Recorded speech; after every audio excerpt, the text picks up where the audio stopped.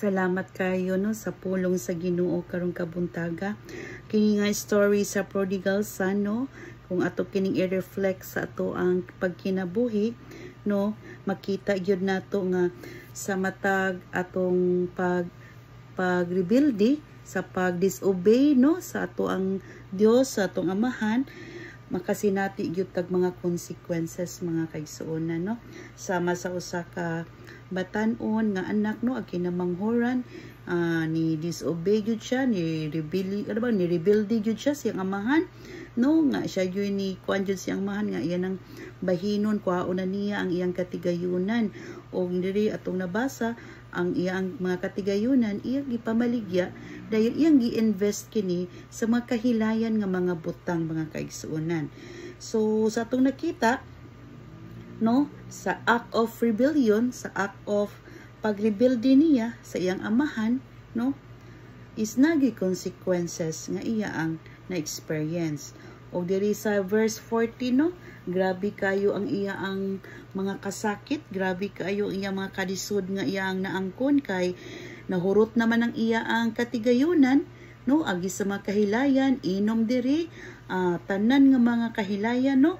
O sa verse 14 hangtod nga nahurot ang tanan unya miabot ang usa ka dako nga gutom ni atong dapita ug nahimo siyang walay nahot ug nangita siya og trabaho no, nakasulod siya usa ka trabaho o isip usa ka mag-atiman sa baboy mga kaigsuonan ug wala man siya apil sa kuan pagkaon. O naigibutang diri nga gusto na lang gyud siya nga moapil og kaon no, tungod sa kagutom buot na lang unta siyang mukaon sa bunga sa kahoy nga gilawog ngadto sa mga baboy.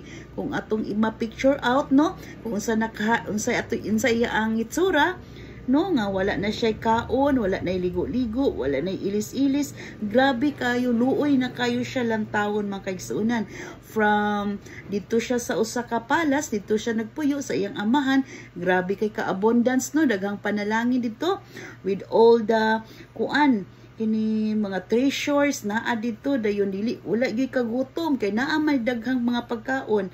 O tungod sa iyang pagrebuildi dito siyang amahan mo ni ang na aguman no, ang kalisod mga kaigsuonan. So na ay consequence sa dihang ang tawo mo rebuildi diha sa amahan, mo rebuildi diha sa atong Ginoo mga kaigsuonan. So diri pod atong nakita gyud nga nakita no nga kining mga kalisdanan no, it is a symbolize gyud na sa consequence sa sala nga atong nahimo. Oo. And then ato pong nakita diri sa story nga na kwan yun kining naabot yun sa iyang hunahuna nga naka-realize yun siya. O 17 na adiri no, sa katapusan nakaamgo siya sa dako niyang sayop. O miingon siya, nagsobra ang pagkaon sa mga sinuhulan sa akong amahan samtang ako ania hapit na mamatay sa kagutom. So salamat gyud sa Ginoo nga siya naka-realize gyud siya.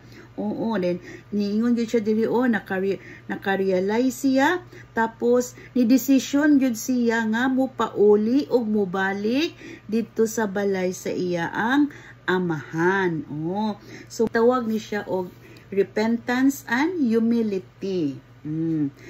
Nakaamgo siya, iyang gidawat ang mga sayop, iyang mga sala, and then nagpaubos siya no nga mobalik gyud siya dito sa kamot sa iya ang amahan mga kaigsuonan. Ta nato nga wala gyud siya nagduha-duha, wala siya nahadlok sa iyang desisyon, but nagpadayon gyud siya no, nipadayon gyud siya pagbalik dito sa iya ang amahan.